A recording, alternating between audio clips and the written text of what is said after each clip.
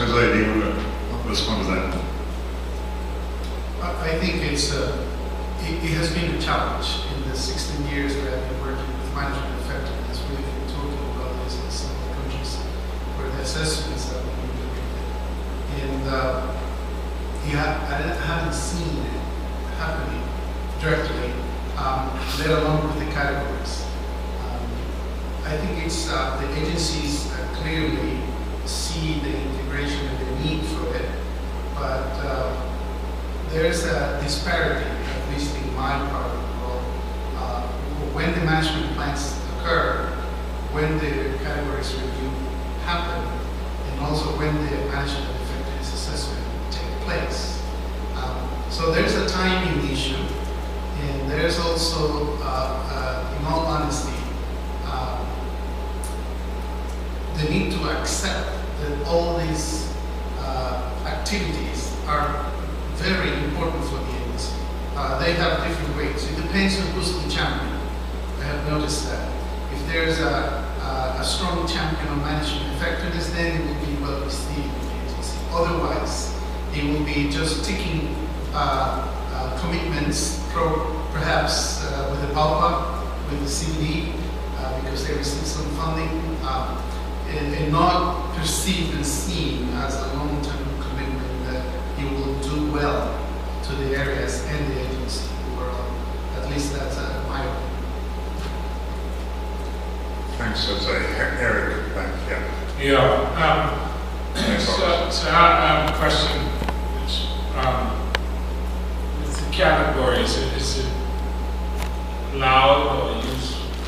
Is it allowed or possible that within one protected area there is a part of it that has a different designation? And then secondly, with respect to the issue about recreational fishing, and I would like to acknowledge the support we got from the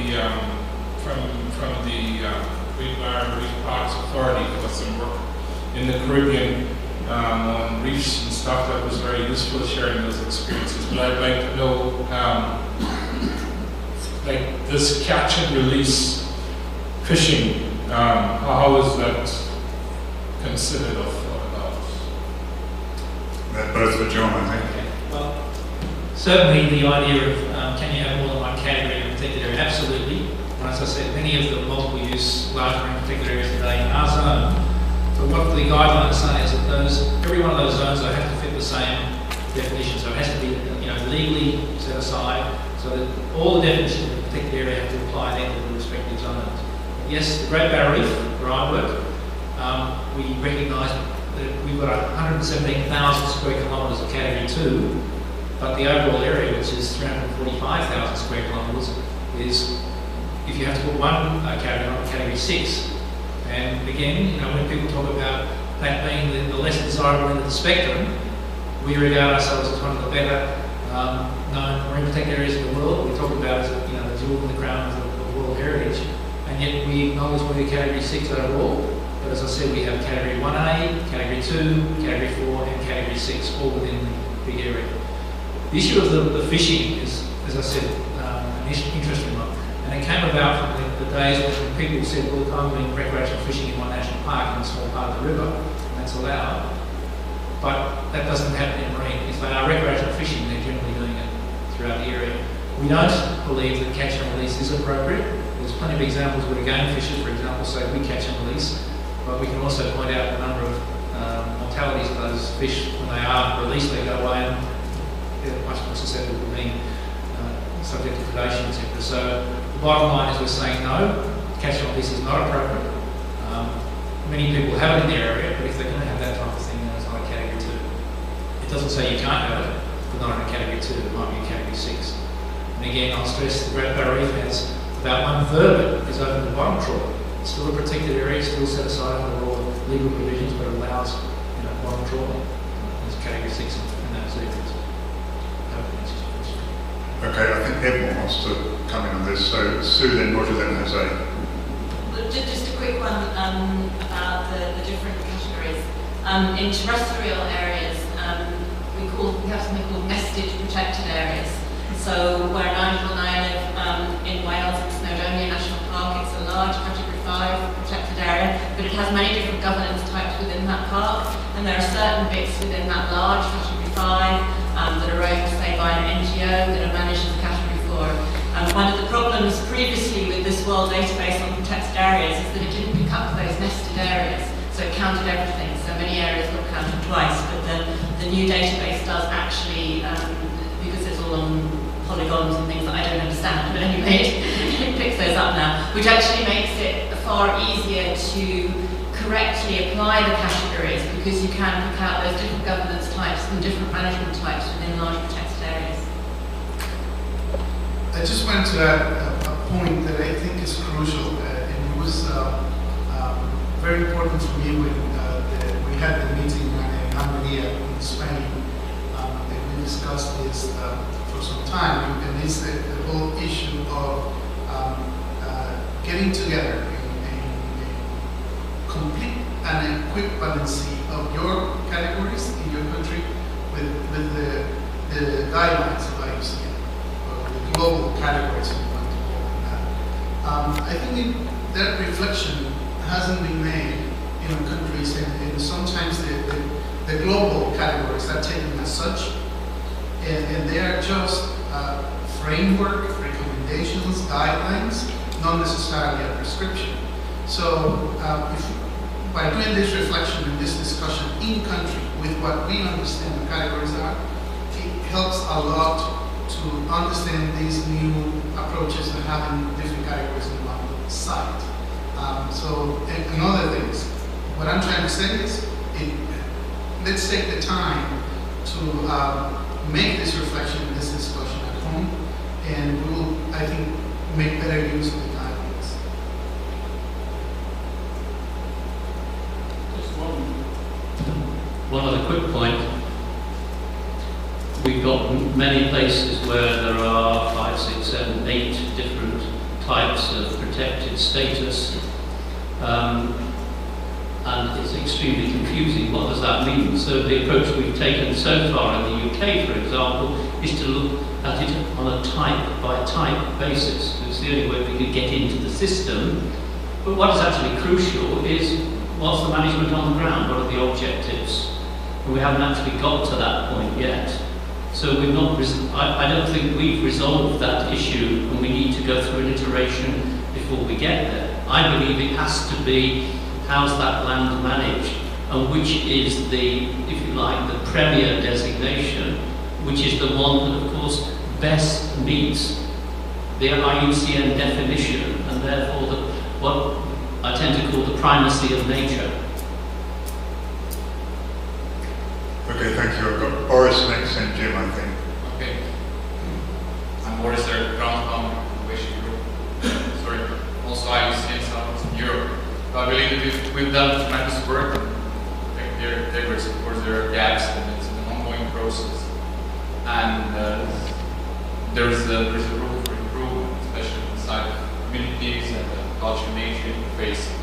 What strikes me sometimes is the way how the category system is understood, basically, and after all that tremendous work, the way how it's translated into national legal frameworks and eventually implemented on the ground. So my question would be, what can we do in order to make sure, basically, that vast knowledge on categories is properly understood and transferred and implemented? I'm pretty much sure that much of inefficiencies of protected areas basically stem from that sometimes misunderstanding on basically what message categories convey. Sue, you want to? $64 million question. Gosh, yes. I think there are some things. As an aside, how many people in this room, it's not really an aside, how many people in this room have used this website, protectedplanet.net? Oh, great, actually quite a few of you. Because actually I think this is one way of making the categories more understandable at a national level. And it was certainly, this this website and showing it to a lot of the people in the UK that manage protected areas, and showing how poorly their sites were represented on this site, that got us some interest in actually doing the categorisation project.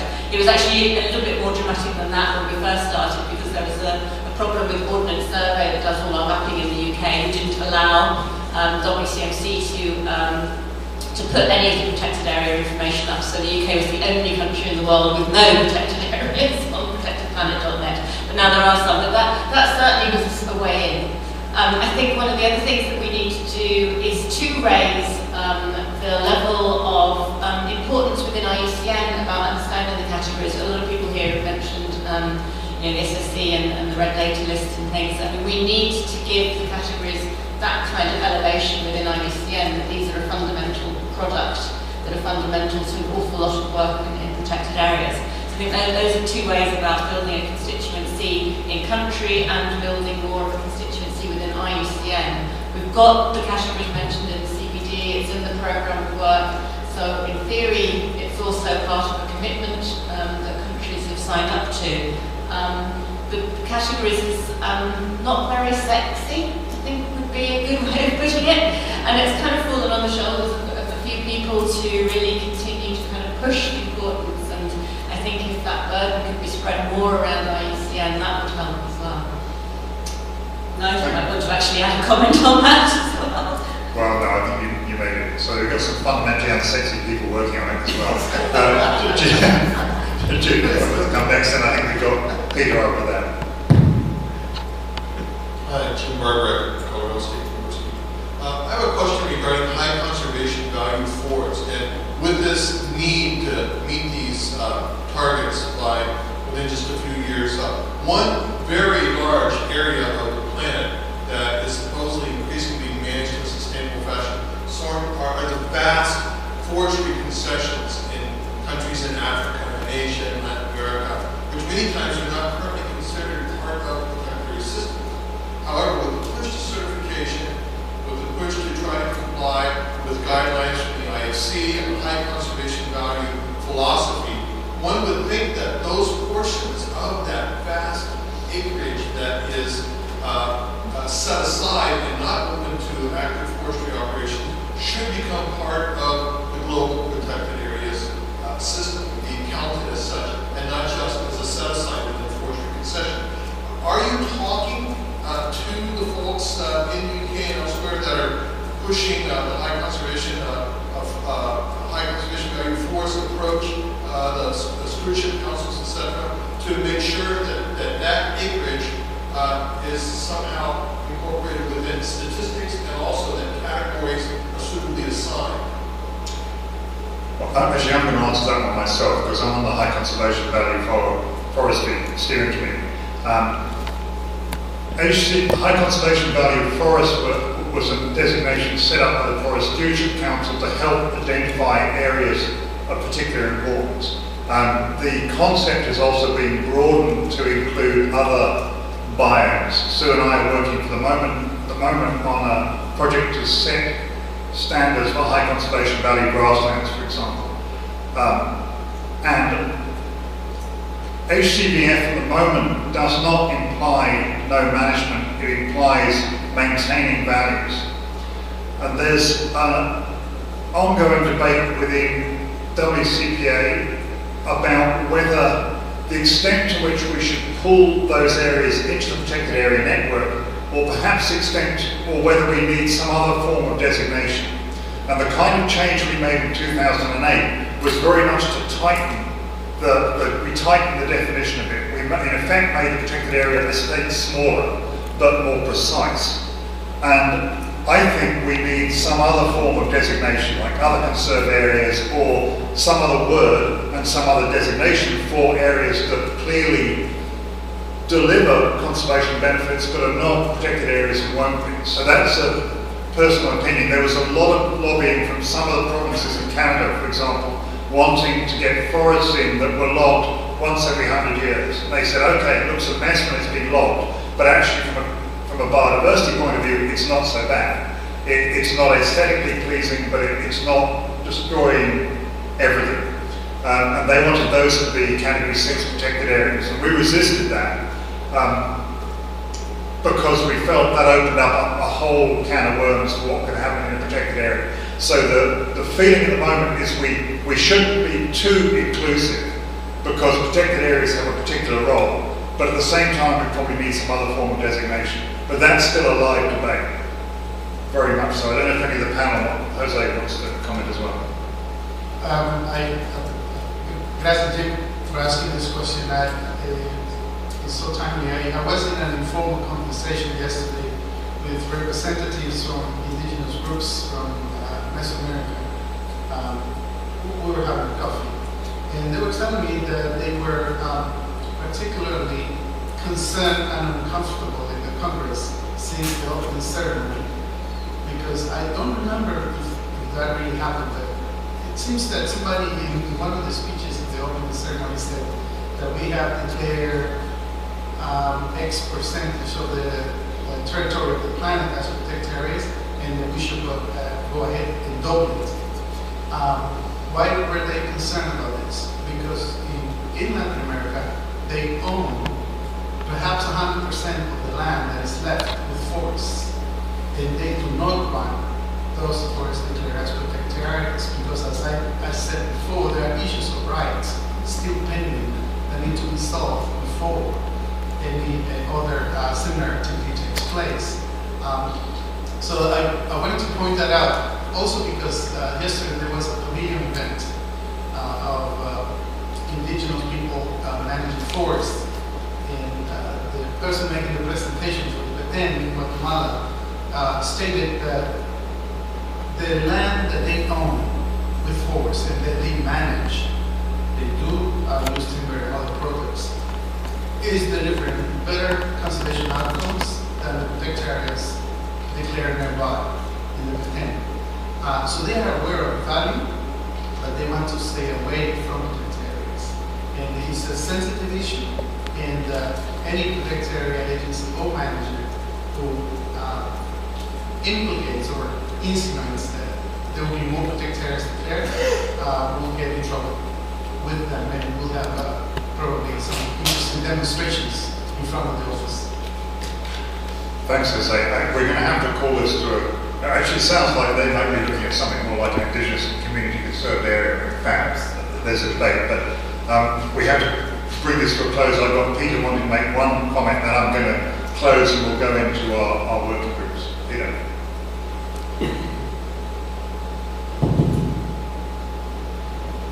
Yeah, thanks. I just quickly wanted to add to the point that Boris raised about how you kind of transfer this knowledge down into more places more effectively. And this is actually where I think this idea of developing a verification system that is voluntary, that can be added on to sort of see these areas of benchmark, could be very helpful, because if we could actually build a team of people who are qualified through commissions through other areas who are out there that can be spreading the word, I would probably challenge a bit that so much has been done, but I think it's been done by a relatively small number of people internationally. And I think we need a much larger group to be out there promoting this idea. And it's, categories themselves are not sexy, but that's not what it's about. It's about what they can. And so, having got the microphone, I can officially shut Nigel up and we can move to things. You should think about it. I think I might. Super, thank you. All right, many thanks to the panelists, many thanks to everyone who's asked questions, and we're now going to go into our tables. So we should give the panelists a round of applause first.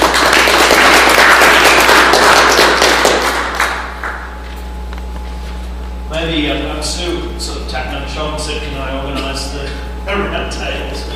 I don't think it requires a lot of organisation. What I suggest is that we, not because we don't like each other, but we separate ourselves as much as possible so that we don't interrupt each other. We only have this room.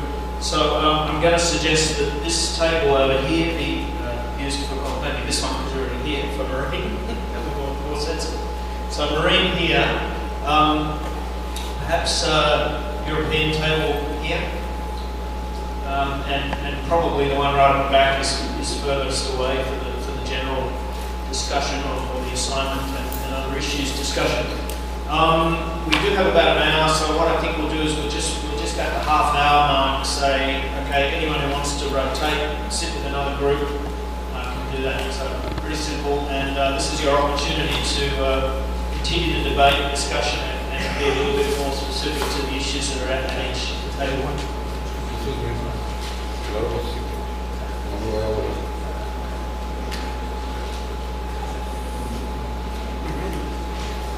Can I comment on that, or I will be cheating because I had the privilege to do Yes.